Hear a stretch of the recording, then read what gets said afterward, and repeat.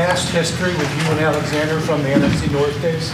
Yeah, I guess. I mean, a little bit. I haven't really thought about it, you know what I'm saying, because I haven't played the back. Before the game. Nah, I wasn't thinking about it like that because, I mean, my opponent changes each and every week as far as, like, I used to play them in the past.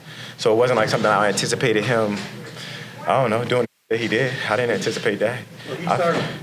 I don't give a fuck who started. I finished it. You know what I'm saying? I got the win. It's not I don't deal with moral victories. I don't deal with one-on-one battles because this is not a one-on-one game. We're not out there playing 7-on-7, and this is not one-on-ones. If that's the case, I'm by myself. But it's a team effort, you know what I'm saying? I got a dub. I feel like at the end of the day, there are no moral victories. Mac is kind of productive against that team. I mean, now it's eight games in a row now, at least a touchdown. What is it about playing them that just kind of brings out the best? I just, you know what I'm saying, give more credit to my OCs, putting me in the right position to score, letting me just play ball. And, you know, I've been in the past, you know, we used to play them twice a year too, so I guess I got one up that way. But I was a good team. They're a good team. They were going to give us their best shot, especially on Sunday Night Football. And, you know, it got into a little bit of a back and forth, especially with this game. Why, I don't know. You know what I'm saying? That's just how football goes sometimes. But, you know, that's how it is. Was there more talking in this game than usual? It's the most talking there's ever been with another team. You know what I'm saying? Because I don't know why.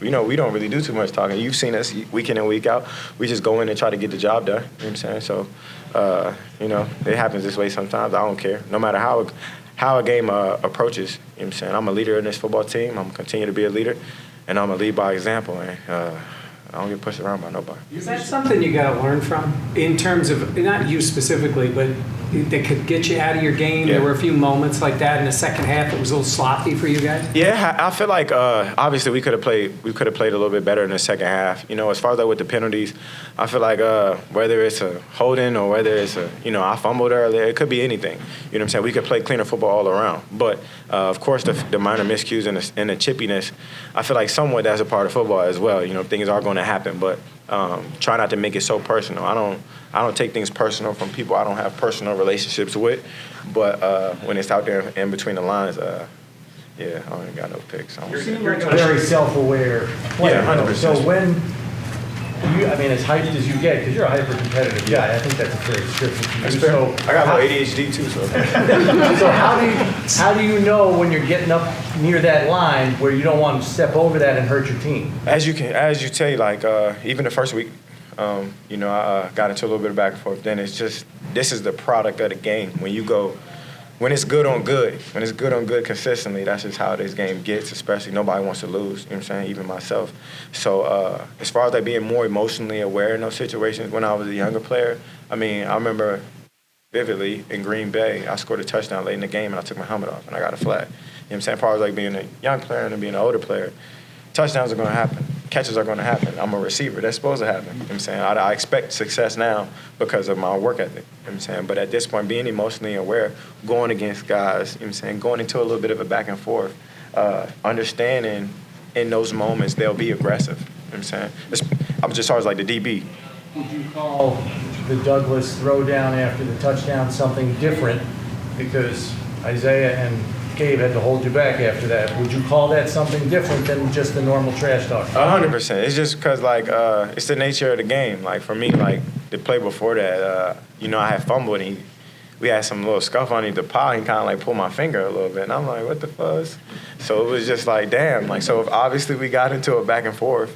And then as my quarterback knows, my quarterback gets aggressive when stuff like that happens. So he came right to me the very next play. So in those motions, like in those moments, like I said, as far as like being emotionally aware, you'll get aggressive. You know what I'm saying? Because guys are mad because you are going back and forth. And as anybody know, if you've argued with somebody, you get a little aggressive. So understanding playing the game and don't lose your game. You know what I'm saying? Like arise to it occasionally. Right. So when you saw Gabe late in the game trying to do some givebacks on the slide and he gets caught for it, where do you step in, you know, as the leader that you are, with the C on your chest to say, hey, now it's hurting us, you know, that composure line? Mm-hmm.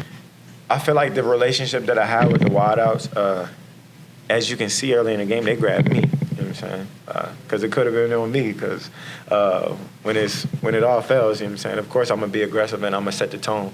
And they grabbed me. You know what I'm saying? In a crucial moment, and I could have had a flag. So it's not so much as far as like going after a guy. But you know what I'm saying? He knows to be smart. You know what I'm saying? This is how this game goes when it gets a little chippy. Most people on the outside would say, Last one. this team's too good. You Yeah, don't too even good. need to get caught up in that Yeah. stuff. You guys are good enough where you don't even need to be part of that. So So- what do you say to that, though? I'll give you a perfect example. And this is no shame on anybody working in a cubicle, but this is a very hostile environment. Football is a very hostile environment with grown men.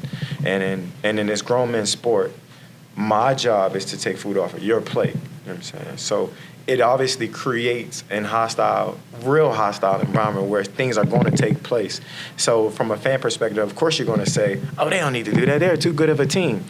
But when you battle, not just the game, but each and every day throughout the week, how much time you put in, how much effort you put in, it's hard to take a little extra nudge from a guy and be like, oh, well, next play. You know what I'm saying? It's just as far as like the time invested and how much effort you put in, it's natural for this game that's already an aggressive game to get a little chippy. So I just tell a guy like my young guy, play smart. You know what I'm saying? Obviously, it hurt us a little bit. It hurt us, but Gabe had made some plays throughout the game as well that helped us. You know what I'm saying? So more so, learning experience. There's going to be more games like that throughout this season. You know what I'm saying? Things are going to get chippy.